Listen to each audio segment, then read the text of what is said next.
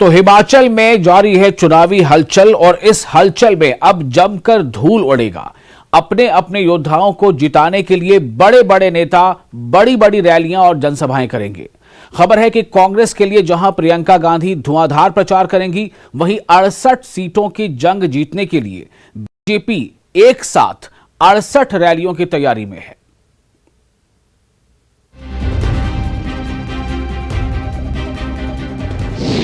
हिमाचल चुनाव में बनेगा रैलियों का रिकॉर्ड।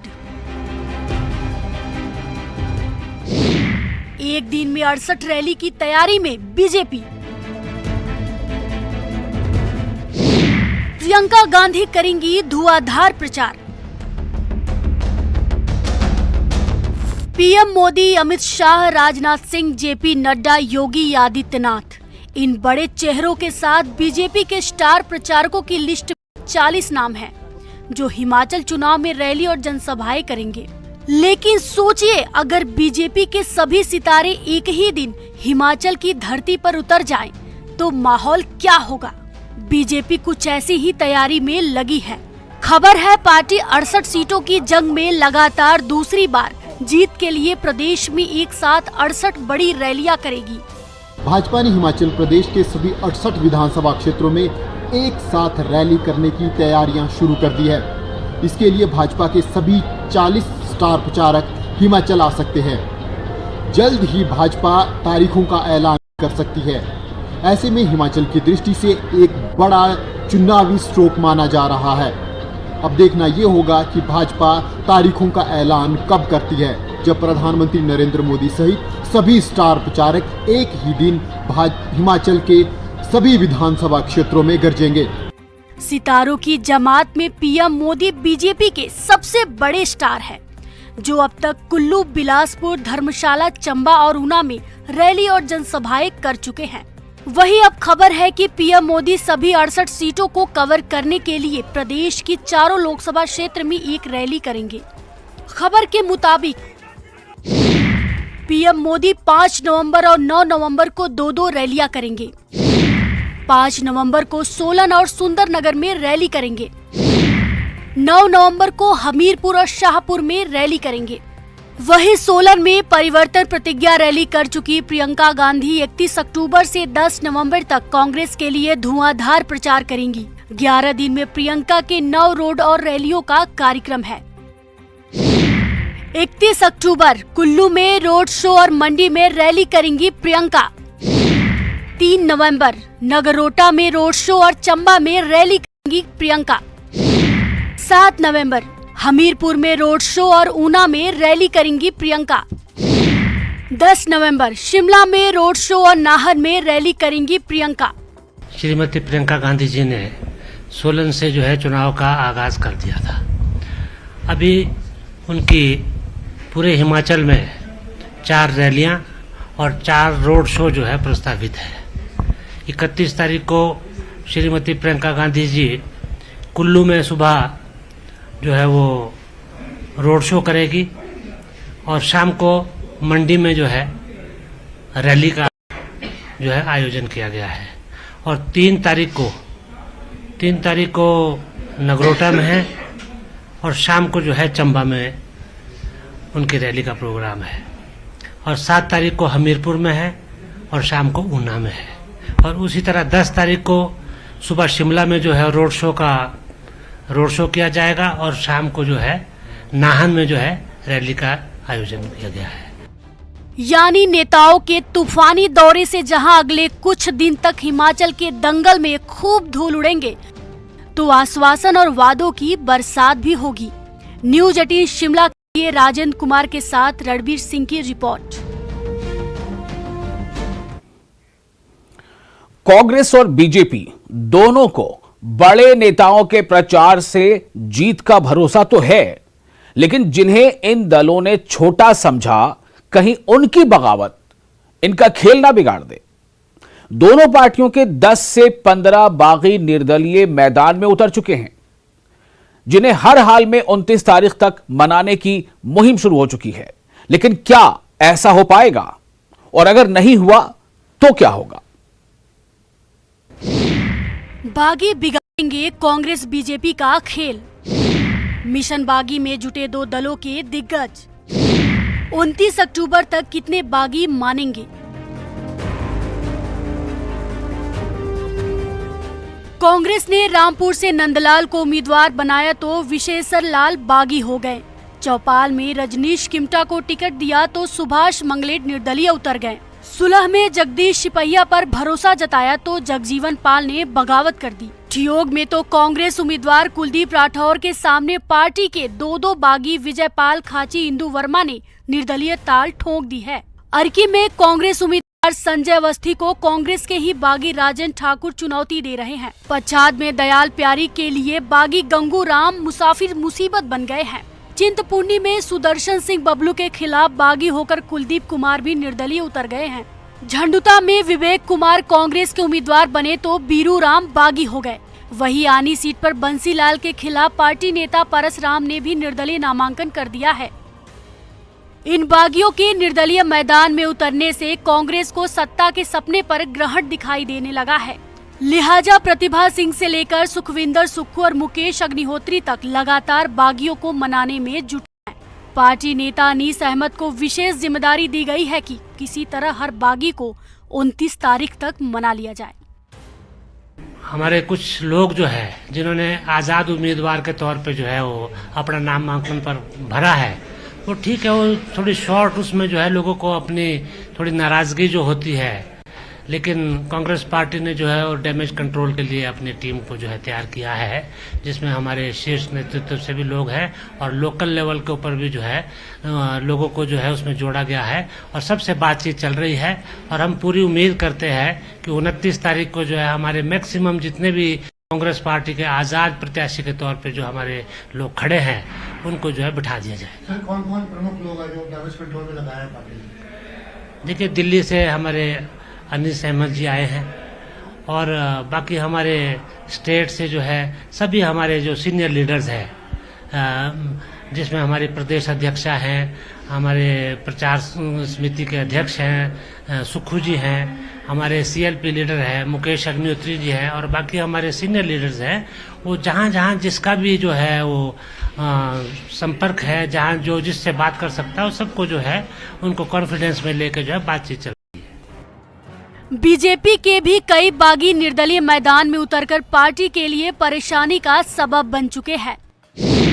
किन्नौर में तेजवंत सिंह नेगी, आनी में बीजेपी नेता किशोरी लाल, बंजार में हितेश्वर सिंह, कुल्लू सदर सीट से राम सिंह आजाद, धर्मशाला से विपिन नहरिया, देहरा में होशियार सिंह, बिलासपुर में सुभाष शर्मा, नालागढ़ में केएल ठाकुर, भरमौर से जियालाल आजाद और चंबा से बागी हुई इंदिरा कपूर ने निर्दलीय नामांकन कर बीजेपी को मुसीबत में डाल दिया है। ये बागी बीजेपी के मिशन रिपीट के सपने को चकनाचूर कर सकते हैं, लेकिन बीजेपी का दावा है कि नामांकन वापस लेने तक हमारे सभी बागी मान जाएंगे। कांग्रेस अपना सोचे। तो कांग्रेस जो है वो रेत की एक दहलीज की तरह बिखर चुकी है। ना उनका कोई दिशा है, ना दशा है, ना ही नेतृत्व है। अब वो हमारा फैसला करेंगे। आप इंतज़ार कर लीजिए, 29 तारीख का नाम वापसी का आपको पता लग जाएगा। उसके बाद इंतज़ार कर लीजिए 12 तारीख का और उसके बाद आखिर में इंतज़ार कर लीजिए 7 दिसंबर का। लोगों ने फैसला बना लिया है भाजपा के हक में। लोगों ने, हिमाचल के लोगों ने रिवाज बदलने का फैसला बना दिया है और मैं आपको बता दूं बड़ी जिम्मेवारी से कि आने वाले चुनाव में दोबारा भाजपा की यहाँ सरकार बनेगी और पूर्ण बहुमत से।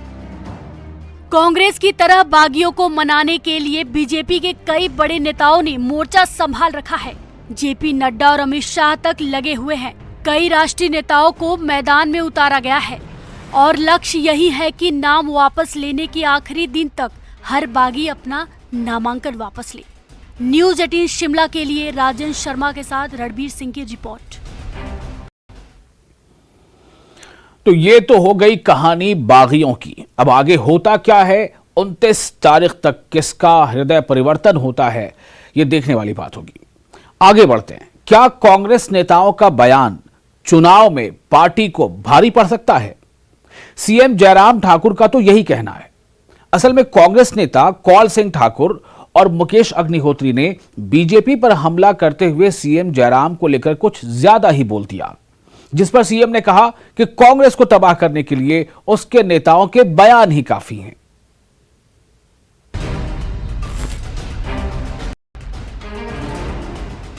ऐसे है ना, महाभारत में आपने सुना धृतराष्ट्र जो सिर्फ अपने बेटे द्रौपदी के सिवाय किसी को नहीं देखता था, वही हमारा मुख्यमंत्री है, सिर्फ स्वराज के सिवाय किसी को नहीं देखते।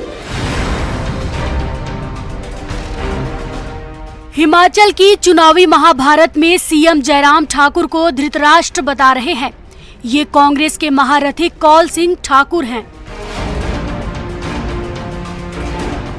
76 साल के कौल सिंह ठाकुर हिमाचल कांग्रेस के शीर्ष नेताओं में से एक हैं, जिन्होंने सीएम को लेकर ये बयान मंगलवार को सुंदरनगर में दिया था, जहां सोहन लाल ठाकुर के चुनाव प्रचार में पहुंचे थे। कौल सिंह ने कहा कि सीएम सिर्फ अपने विधानसभा क्षेत्र सिराज के लोग ही दिखाई देते हैं और कुछ नहीं। ऐसे है ना, महाभारत में आपने सुना धृतराष्ट्र जो सिर्फ अपने बेटे द्रौपदी के सिवाय किसी को नहीं देखता था, वही हमारा मुख्यमंत्री है, सिर्फ स्वराज के सिवाय किसी को नहीं देखते। आप मेडिकल कॉलेज मैंने देखा, आप जाइए, सारे स्वराज के लोग वहां लगाए हैं, लगभग 150-200 स्वराज के लोग लगाए हैं, और इन्होंने बाकी चुनाव क्षेत्रों का एक भी व्यक्ति नहीं लगाया है। वही कांग्रेस के ही दूसरे महारथी नेता प्रतिपक्ष मुकेश अग्निहोत्री ने हरोली में सीएम पर निजी हमला बोला था। जयराम जी को तो जाना है, तय है कि जयराम जी की सरकार जा रही है, उनको अपने मन में जो है विश्वास कर लेना चाहिए। देखो, जाने से पहले एहसास हो जाता है कि जाने का समय आ गया। जयराम जी को एहसास हो गया, मोदी जी ने 2 रैलियां रद्द की 14 और 16 तारीख की, क्योंकि उनको पता लग गया कि मेरे लालों का हाल क्या है। यहाँ पे वो घूमे, यहाँ पे अपने ऊपर निजी हमलों का जवाब सीएम ने किसी मंच से नहीं दिया, और जब मीडिया ने सवाल किया तो इन नेताओं को कांग्रेस के लिए ही घातक बता डाला। वो बौखलाहट में है और सही मायने में वो संतुलन खो बैठे हैं सब लोग, और ऐसे में मैं इतना ही कहना चाह रहा हूँ कि भगवान इनको सद्बुद्धि दे। चाहे कौल सिंह की बात कहें, चाहे जिस प्रकार की भाषा का मुकेश अग्निहोत्री ने किया है इस्तेमाल, भगवान उनको सद्बुद्धि दे। मैं इतना ही कहना चाह रहा हूँ, पार्टी को तबाह करने के लिए इनके ऐसे ही बयान जो है वो पर्याप्त हैं, हमें कुछ करने की जरूरत नहीं। अब देखना ये है कि सीएम की नसीहत का कांग्रेस नेताओं पर कुछ असर होता है या फिर बयान के अभी कई और घातक तीर चलेंगे। न्यूज 18 मंडी के लिए वीरेंद्र भारद्वाज के साथ ब्यूरो रिपोर्ट। जाहिर है कि जैसे जैसे अब वोटिंग का जो तारीख है, जो दिन है, वो करीब आने को है, वैसे वैसे अब जो जवाबी हमले हैं या हमले हैं वो तेज होते जाएंगे, और इन तेज होते हमलों में जनता को ध्यान कहाँ रखना है, उनको अपने मुद्दों पर ध्यान रखना, यही होता है आमतौर से। लेकिन इसी बीच आपको ये दिखाते हैं कि ऐसा नहीं कि सिर्फ तीखे बाण ही चल रहे हैं बातों के या बयानों के, बल्कि कुछ और भी हो रहा है। हमीरपुर के बड़सर का एक वीडियो वायरल हो रहा है, जिसमें केंद्रीय मंत्री अनुराग ठाकुर के सामने बीजेपी के महिला कार्यकर्ता पहाड़ी गाना गा रही हैं। बड़सर में केंद्रीय मंत्री बीजेपी कार्यकर्ताओं के बीच पहुंचे थे। उसी दौरान उत्साहित महिला कार्यकर्ता केंद्रीय मंत्री के स्वागत में पहाड़ी गाना गाने लगी। महिलाओं ने जो पहाड़ी गाना गाया उसका मतलब भी आपको बताएंगे, पहले ये गाना सुन लीजिए।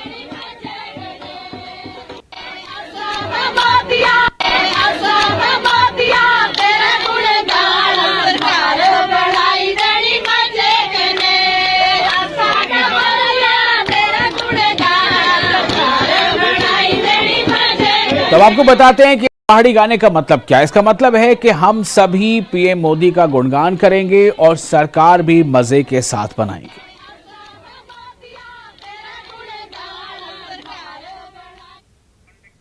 ब्रेक के बाद एक बार फिर आपका स्वागत है। आप देख रहे हैं नमस्ते हिमाचल। पार्टी से नाराज होकर कांग्रेस सेवा दल के प्रदेश सचिव प्रकाश भूटानी ने बीजेपी का दामन थाम लिया। दरअसल चुराह विधानसभा क्षेत्र कांग्रेस ने सुरेंद्र भारद्वाज का टिकट काटकर यशवंत खन्ना को उम्मीदवार बनाया है। इसी का विरोध भूटानी कर रहे थे। इसे लेकर उन्होंने पार्टी को धमकी तक दी थी और कहा था कि सुरेंद्र भारद्वाज को वापस टिकट नहीं देने पर वो सैकड़ों समर्थकों के साथ पार्टी छोड़ देंगे और इस धमकी को वो अमल में भी ले आए। भूटानी 700 समर्थकों के साथ बीजेपी में शामिल हो गए।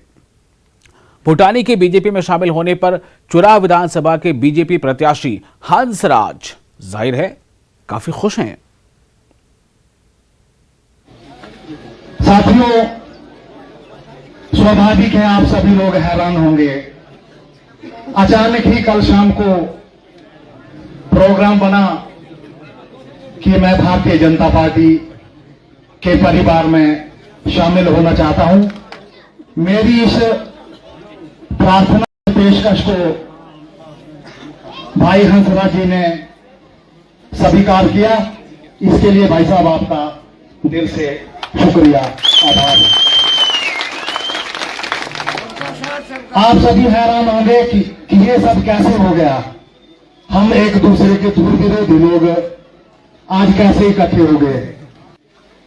कांग्रेस पार्टी में जिस प्रकार टिकटों की बंदरबांट हुई है तो कोरे न मिलेगा रखिए।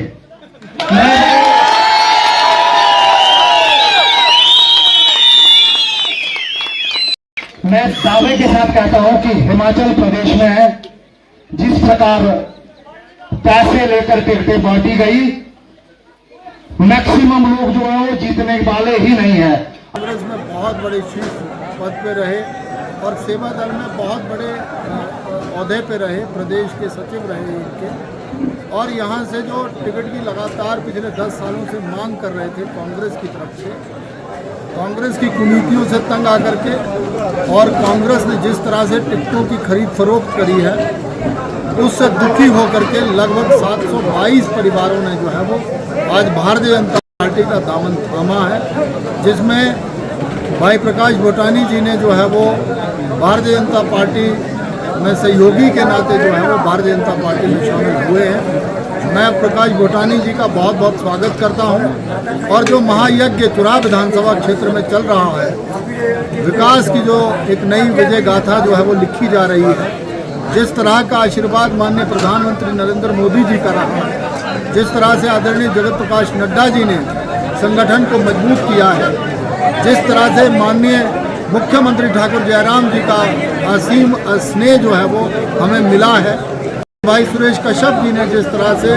संगठन की बागडोर हिमाचल प्रदेश में संभाली है, उन सभी कामों को मद्देनजर रखते हुए आज कांग्रेस का जो है वो आधार स्तंभ, या यूं कहें जिन्होंने पिछले 5 सालों में कांग्रेस को वेंटिलेटर पे नहीं जाने दिया, ऐसे भाई प्रकाश भूटानी जी ने अपने सभी 722 परिवारों के साथ मिलकर के भारतीय जनता पार्टी में आए। और अब खबर लाहौल स्पीति से। लाहौल स्पीति से कांग्रेस प्रत्याशी रवि ठाकुर ने लाहौल और तिंदी में बीजेपी को झटका दिया है। यहां उन्होंने बीजेपी के कई नेताओं को कांग्रेस में शामिल करवा लिया। जो नेता बीजेपी छोड़कर कांग्रेस में शामिल हुए हैं उनमें बीजेपी की महिला नेता और पूर्व पंचायत प्रधान तिंदी चंपा देवी, बीजेपी नेता धनीराम, दीनानाथ शर्मा, रामदेई, राजकुमार, बहादुर सिंह शामिल हैं। इनके अलावा वार्ड पंच लोहनी से सुनील चरणदास शर्मा और बिलिंग गांव के छिवांग योनेपा ने बीजेपी को छोड़कर कांग्रेस का दामन थाम लिया है। कांग्रेस में शामिल हुए सभी नेताओं का रवि ठाकुर ने पार्टी का पदका पहनाकर उनका स्वागत किया।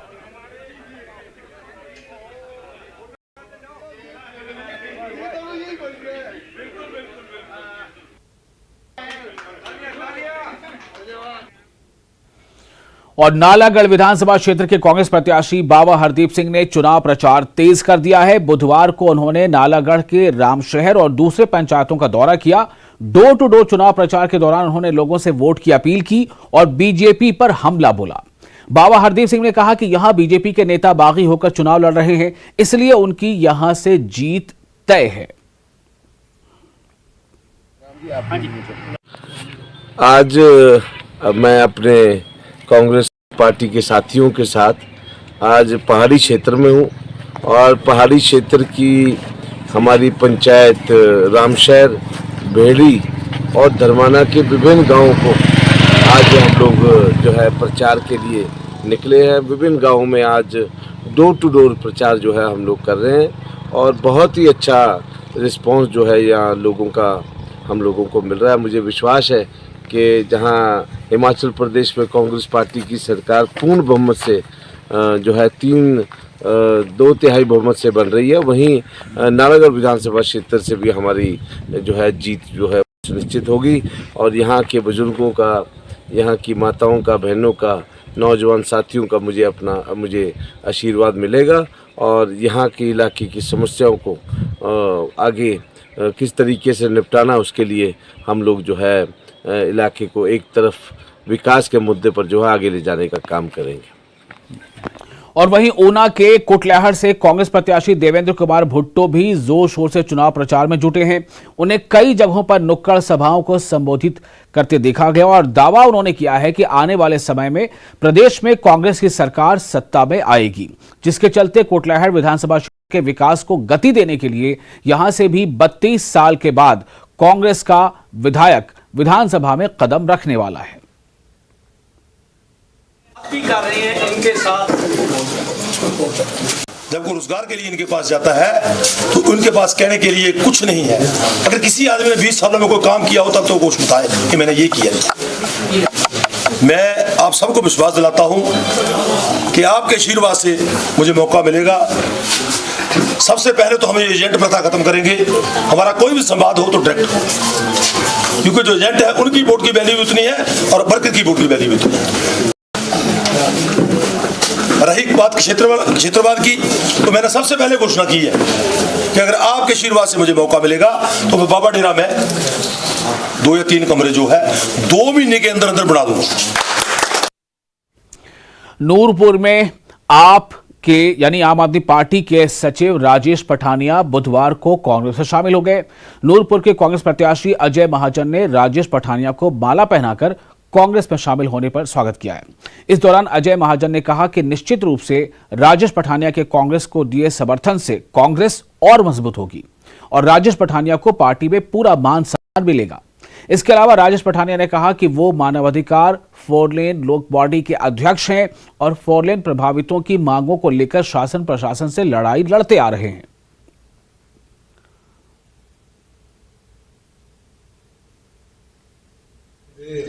जो इन्होंने मुद्दे उठाए बहुत अहम मुद्दे थे और लोगों की लड़ाई भी लड़ी, तो यकीनन है कि पार्टी को बल मिलेगा और लोगों की जो आवाज है वो भी जल्दी से उठाई जाएगी। हम भी हर जगह तक सक्षम है लड़ाई लड़ने के लिए, पर हम कभी भी एक सीमा धारा से बाहर नहीं जाना चाहते, ना जाएंगे। मैं अपने वर्कर्स और इसी के साथ नमस्ते हिमाचल में आज इतना ही। मुझे दें इजाजत।